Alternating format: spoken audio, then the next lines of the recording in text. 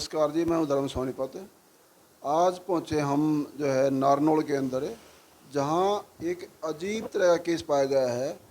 हमारे से बताया गया है, यहाँ भाई वेद प्रकाश जी हमारे साथ बैठे हैं, इन्होंने घर पे बुलवाया है मीडिया को फ़ोन करके कि इन्होंने बताया कि मेरी जो है धोखा लगाए, छल कपट लगाए, ससुराल वालों ने ये मिस्टेक की है, जानबूझ के एक किन्नर से शादी करवा दी मेरी, जो कि इन्होंने बताया कि मेरा इसी गलती के कारण उन्होंने बताया कि शादी पहले उनकी एक और जगह करवा दी और मेरे साथ कैसे कैसे गलती की है, कौन कौन इसमें इन्वॉल्व है, इन्हें तकलीफ़ों का सामना कैसे कैसे करना पड़ रहा है, ये सारी जानकारी हम भाई साहब से लेंगे। हाँ जी, नमस्कार जी। नमस्कार जी। आपके दर्शकों को ये लोक शक्ति मूवीज़ है, लोक शक्ति न्यूज़ मीडिया, इनके दर्शकों को और इनके जितने भी साथी हैं, इनको सभी को मेरी तरफ से राम राम। मैं वेद प्रकाश सैन, गांव थाना, जिला महेंद्रगढ़, तहसील नारनौल, विधानसभा नांगल चौधरी। अच्छा जी, आप लोग ये जो है शादी कितना समय हो गया आपका? सर मेरी शादी को 10 साल हो गई। 10 साल हो गए हैं। जैसे आम तौर पे एक लड़की देखने जाते हैं, लड़के वाले मंगनी करते हैं, मांग भरने रस्म करते हैं, उस समय आप भी गए थे साथ में? देखो जी, उन्होंने नहीं तो लड़की रुकवाई थी, नहीं गोद भरवाई, नहीं कोई मांग भरवाने का ऐसा कोई काम नहीं किया था। उन्होंने सिर्फ मेरे को लड़की दिखाई थी, जो मेरा मौसी का लड़का है, बड़ी मौसी का लड़का है राजेश, मेरा भाई है। तो उसने सिर्फ अपने साड़ा की लड़की थी उसका की, और वो लड़की मेरे को दिखाई थी। और उन्होंने मेरे को ये कहा था कि भाई मेरे साड़ा की लड़की है, और ऐसे ऐसे दिल्ली में शादी हुई थी इसकी, और वहाँ से तलाक हो गया, अगर तुझे पसंद है तो मैं ये लड़की से शादी करवा देता हूँ। मैं एक दिल्ली में, पहले शादी से पहले मतलब एक बार मिली थी आपसे? हाँ सिर्फ देखने गया था बस। परिवार के साथ ही वो भी? नहीं अकेला था मैं, वो भाभी और भाई के साथ गया था। भाभी और भाई दोनों गए थे। और मैं दिल्ली में टैक्सी टूरिस्ट का एक चालक ड्राइवर हूँ, टूरिस्ट में गाड़ी चलाता हूँ। तो मेरे साथ जो ये धोखा हुआ है, ये किसी भाई के साथ नहीं होना चाहिए। देखो, जो भी कोई रिश्ता करवाए तो अपने फ़ायदे के लिए किसी के साथ गलत मत करो, उसको स्पष्ट बताया करो जो भी बात है। जैसे मेरे साथ धोखा हो गया, नहीं होना चाहिए ऐसा। तो मेरे को जब ये लड़की उन्होंने दिखाई, तो मैं वहाँ पे बातचीत हुई मेरी, तो उनकी मांग थी और जो उनकी बात थी वो मेरे को बताई कि देखो हमारी लड़की की हमने दिल्ली में शादी करी थी, और वहाँ से तलाक हो गया दिल्ली से। ये नहीं पता तलाक क्यों हो गया? वो मैंने पूछा कि तलाक क्यों हो गया? बोला जी ऐसे ऐसे परेशान करते थे, और जो लड़का है वो दारू पीता था, और उसके बाहर कहीं लड़कियों से संबंध थे, इस लड़की को साथ मारपीट करता था, इसलिए हमने तलाक करवा दिया। अच्छा, ये बताओ, 2-3 बहन एक साथ ब्याही गई थी, या सच है झूठ है? 3 बहनों की एक साथ शादी हुई थी, 2 बहन वहीं हैं अभी उनके। सगे भाई हो गए? हाँ जी, सगे भाई हैं वो तीनों, और ये तीनों बहन थी। तो इसी को तंग कर रहे हैं मतलब? बाकी वो दोनों आज तक भी उनका बस घस रही है? देखो, ये सवाल भी मैंने पूछा कि वो 2 बहन हैं, उनको तंग क्यों नहीं किया और इसको तंग क्यों किया? बोला जी इसको सासू तंग करती थी, और इसको वो लड़का है उसके बाहर संबंध थे किसी लड़की से, तो इसलिए इसको परेशान करता था। और फिर उसकी दादी है, उसका कहना था देखो जी हमारी लड़की माँ बन भी जाए, साल में बन जाए, 2 साल में बन जाए, 5 साल में बन जाए, ना भी बने। मैं बोले मतलब ये ऐसा क्या है, ये क्या से आप समझे नहीं है किस तरह बात कर रहे समझा हैं? नहीं। बोला जी ऐसा है, कोई शादी होने के बाद में साल में माँ बन जाए, कोई 2 साल भी ना बने, 5 साल भी ना बने, और कोई सारी उम्र भी ना बने। मैं बोला जी वो तो देखो ऊपर वाले की किस्मत है, अगले की किस्मत और ऊपर वाले की देन है। अगर वो दे तो 1 साल के भीतर भीतर दे दे, ना दे तो सारी उम्र भी ना दे। जो शादी करवाई हो बीच वाला का आदमी, किसके थ्रू मिले थे आप लोग? देखो वो मेरी मौसी का लड़का है, बीच वाला है, बिचौला है, वो मेरी मौसी का लड़का है। उनके उसके आपके मौसी का लड़का और उनके साथ में क्या लाए जना उनके? वो मौसी का लड़का है, और ये नीतू है मेरी वाइफ, वो मेरे मौसी के लड़के की साले की है। मतलब आप भी और बीच वाला भी जहाँ शादी हुई वो रिश्तेदार के पैनल में है? रिश्तेदारी के, रिश्तेदारी के जो मेरी भाभी है उसकी भतीजी है मेरी वाइफ, उसकी भतीजी है। तो वो अपनी भतीजी लेके आई थी, भतीजी का रिश्ता करवाया था उसने। और चलो, ये उन्होंने बता दिया, बीच वाले ने नहीं बताई आपको? बीच वाले ने कोई जिक्र किया था इस तरह के अगले भाई उसके अंदर ये गलती किन्नर लड़की हो? ये कोई बातें नहीं बताई, सिर्फ ये बातें बताई थी कि दिल्ली लड़की की शादी हुई थी, दिल्ली लड़की की शादी हुई थी, और उन्होंने जो दिल्ली वालों ने तलाक दिया वो इसका मारपीट का ये चीज़ें बताई थी, और मेडिकल बताई उसने कि इसमें कुछ मेडिकल कमी बताई है दिल्ली वालों ने कि इसमें मेडिकल कमी है, इसलिए हम नहीं रख रहे। यानी कि लड़की के बुआ फूफा आपके सीधे रिश्तेदारी में हैं। हाँ, उसकी उनकी रिश्तेदारी है। यानी ये देखो जी, लड़की है जो नीतू, उसकी सगी बुआ इनकी रिश्तेदारी के पैनल में है। ये मामला पॉसिबल नहीं होता कि एक लड़की की बुआ को, यानी कि लड़कियां पिताजी और बुआ मतलब बहन भाई अपने दुख सुख आपस में शेयर ना करें और बुआ और फूफा को ये मालूम ना हो कि लड़की किन्नर हो। ये पॉसिबल नहीं होता। और आके बीच वाले ने भी एक साफ साफ एलिगेशन नहीं, इनके जीवन में एक दुविधा पैदा करना है, इनकी खुशियाँ छीनना है।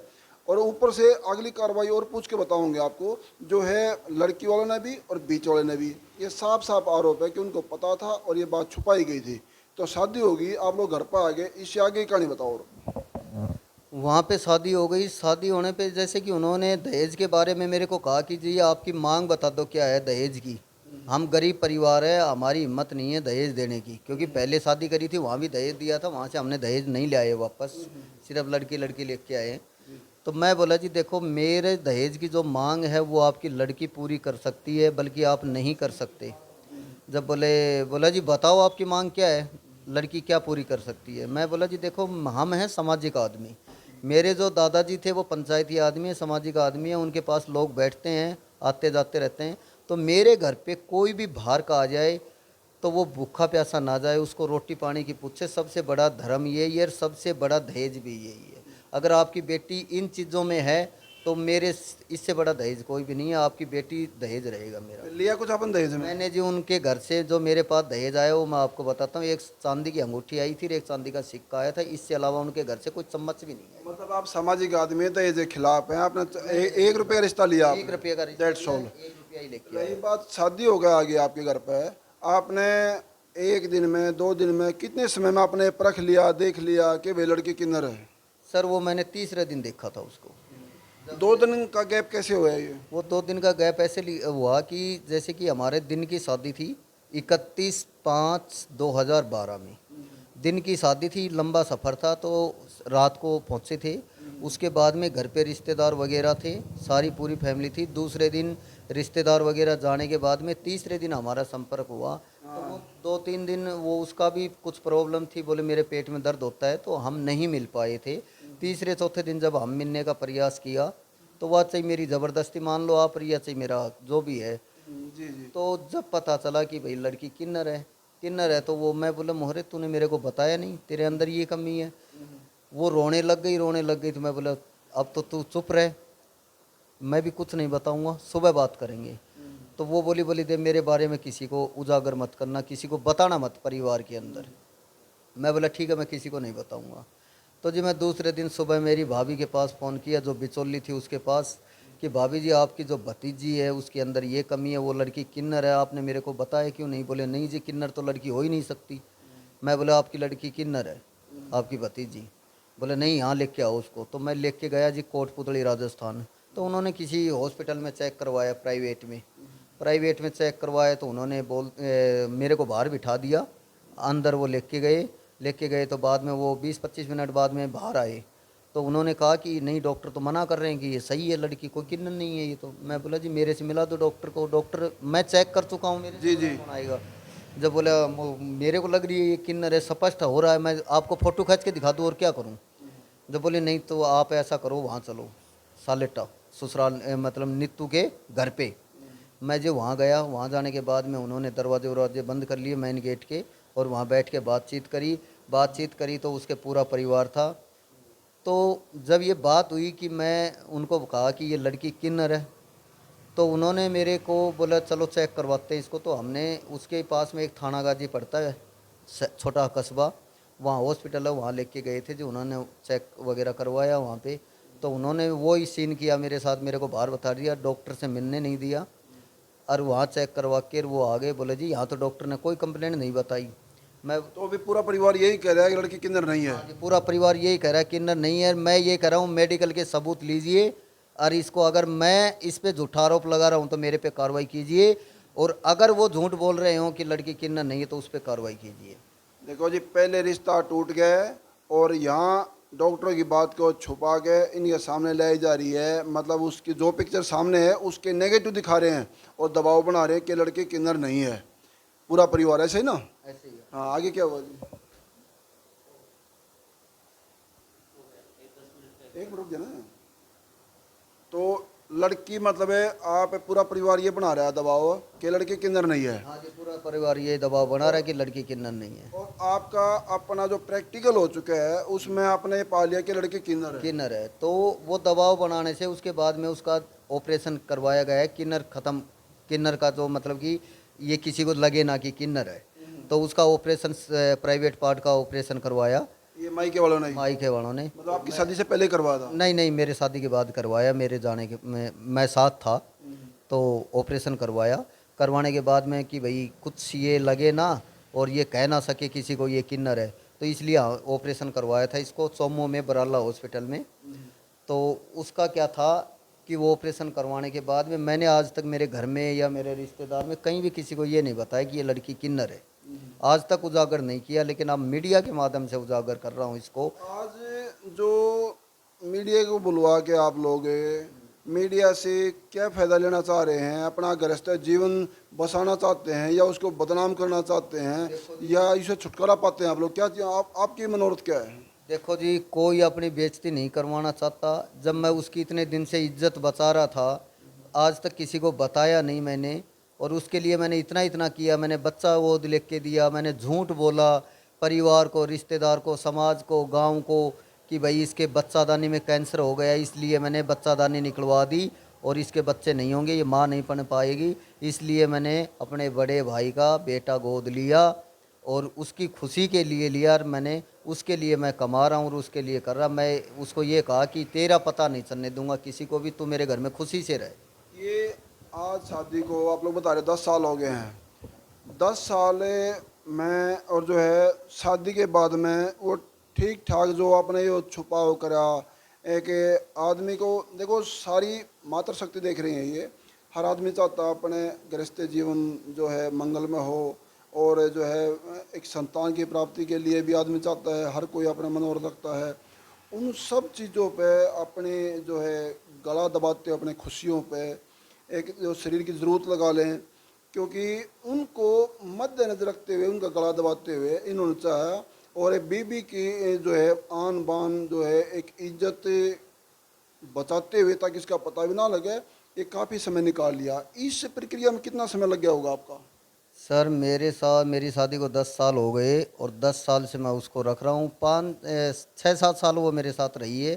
पहले वैसे वो मैं उसको क्या किया कि दिल्ली ले गया था, और वो दिल्ली से 2-3 बार भागी है, चली गई किसी के साथ, मेरे को बताया भी नहीं। कभी वो 5 दिन में वापसी आ रही, कभी 6 दिन में वापसी आ रही है, ऐसी हरकतें करी हैं उसने।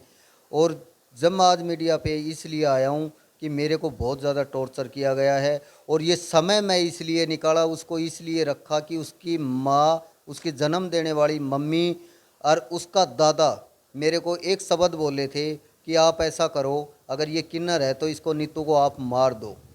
तो एक मिनट जी, ये जो इन्होंने बताया है 2-3 साल 4 साल ऐसे निकाल दिए, किसी को बताया नहीं, उसका ऑपरेशन करवा दिया, और जो है बच्चा ही बता रहे भाई के नाम गोद ले लिया, और जो है तमाम जो है इज्जत के लिए अपने यूँ रखता हुआ ताकि मेरा घर बसा रहे। और फिर जब उन्होंने घर से भागना भी चालू किया किसी और के साथ में, अनोन आदमी साथ में ना, हाँ जी, किसी दूसरे के साथ भागना। दूसरे साथ में, जो किन्नर समाज से होना बुरी प्रथा नहीं है, बुरी बात नहीं है, क्योंकि भगवान की देन है, लेकिन इसको नहीं बताना, धोखे शादी करना, और वो माँ नहीं बन सकती ये छुपाना, वो किन्नर है ये भी नहीं बताना, और ऊपर से लड़की का गुना बता रहे किसी के साथ में भाग जाना। आप लोग हमारी मातृ शक्ति देख रही हैं सारी, आप लोग बताना, क्योंकि अगर कोई आदमी औरत को छोड़ता है तो उसके पास में सैकड़ों क्वेश्चन होते हैं उसके खिलाफ, भाई उसका तो कहीं और अफेयर होगा, या भाभी के साथ में गलत होगा, या लड़की को पीटते हैं, दहेज मांगते हैं। कोई 100 में से एक केस ऐसा आता है जो आपके सामने एक लड़की के ऊपर एलिगेशन ही नहीं, प्रूफ के साथ में ये बता रहा है सबको, अपना दुख रो रहा है कि जी मैं बेकसूर हूँ और मेरे साथ में छल कपट हुआ है और मुझे न्याय चाहिए। इसका अगले पार्ट दिखाएंगे आपको। जब तक बने रहिए लोक शक्ति मीडिया से। धन्यवाद।